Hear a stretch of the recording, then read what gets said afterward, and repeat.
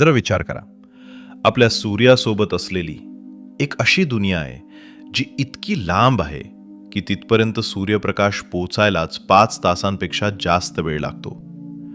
तिथे इतकी जबरदस्त थंडी असते की तापमान थेट -230 डिग्री सेल्सिअस पर्यंत खाली जातं. म्हणजे तुम्ही जर तिथे पाण्याने भरलेली बदली घेऊन गेलात तर ती एका सेकंदात दगडासारखा घट्ट गोठून जाईल. आणि अजून भारी काय माहितीये, तिथे 1 वर्ष पूर्ण व्हायला आपल्या पृथ्वीचे तब्बल 248 वर्ष लागतात. म्हणजे तुम्ही तिथे जन्माला आलात तर आयुष्यभर तुमचा पहिलाच वाढदिवस येणार नाही.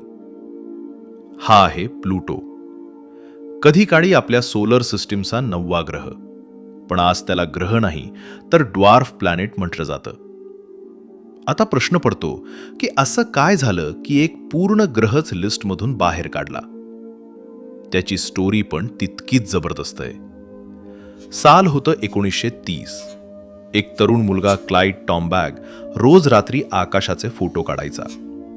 त्या काळात काय करायचे तर 2 वेगवेगळ्या दिवशी काढलेले फोटो एकमेकांशी कंपेअर करायचे.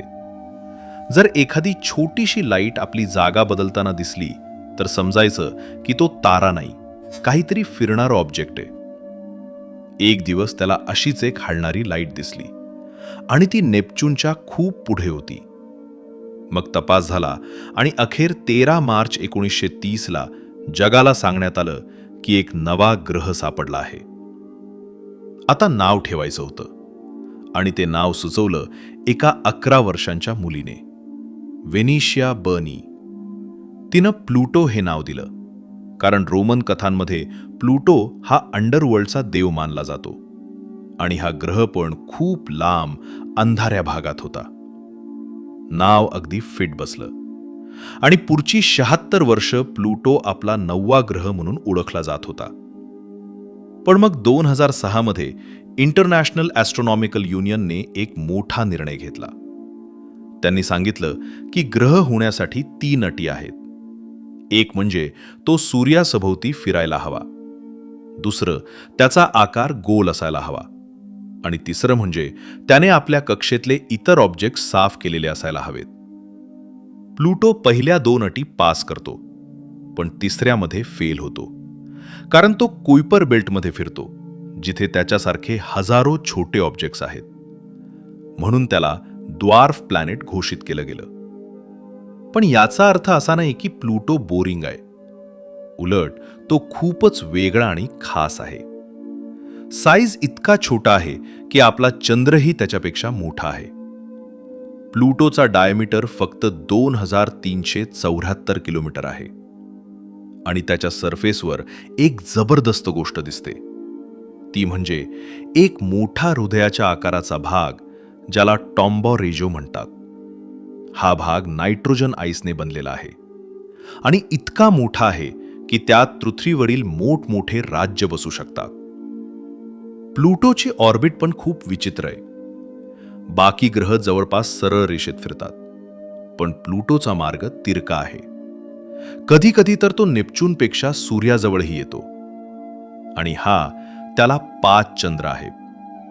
त्यातला सगळ्यात मोठा चंद्र चारन इतका मोठा आहे की काही लोक प्लुटो आणि चारनला डबल सिस्टम म्हणतात. तिथे बर्फाचे डोंगर आहेत, पण ते पाण्याचे नसून नायट्रोजन, मेथेन आणि कार्बन मोनोऑक्साईडचे आहेत. तिथले ग्लेशियरही वेगळेच आहेत, ते म्हणजे नायट्रोजन आईसचे. आणखी एक भन्नाट गोष्ट म्हणजे प्लुटोकडे सुद्धा आहे, पण तो कायमचा नाही. जेव्हा तो सूर्याच्या जवळ येतो तेव्हा बर्फ वाफ बनते आणि ॲटमॉस्फिअर तयार होतं आणि दूर गेल्यावर पुन्हा गोठून खाली बसतं.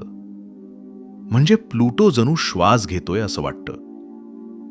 आता सगळ्यात मोठा प्रश्न, तिथे जीवन असू शकतं का? सरळ उत्तर द्यायचं तर आपल्यासारखं जीवन तर नाहीच, कारण तिथे खूप थंडी आहे आणि पाणी लिक्विड फॉर्म नाही. तसेच पण खूप पातळ आहे. पण काही सायंटिस्ट असं मानतात की प्लुटोच्या आत जमिनीखाली एक समुद्र असू शकतो. जर तिथे पाणी असेल आणि आतून हीट येत असेल तर छोटे मायक्रोब्स तिथे जिवंत असण्याची शक्यता पूर्णपणे नाकारता येत नाही. 2015 मध्ये न्यू होरायझन्स प्लुटोजवळ पोहोचलं आणि त्याने पाठवलेले फोटो पाहून सगळे थक्क झाले. कुणालाच वाटलं नव्हतं की प्लुटो इतका सुंदर आणि कॉम्प्लेक्स असेल. तिथे ॲक्टिव्हिटी अजूनही चालू आहे.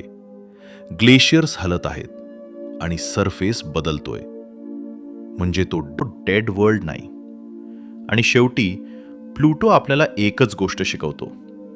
आपण ब्रह्मांडाबद्दल जे काही जाणतो त्यापेक्षा खूप जास्त अजून जाणून घ्यायचं बाकी आहे. आणि कदाचित हीच सायन्सची खरी मजा आहे. कधी काळी सौरमालेचा 9वा ग्रह असलेला प्लुटो आज एक बुटका ग्रह आहे.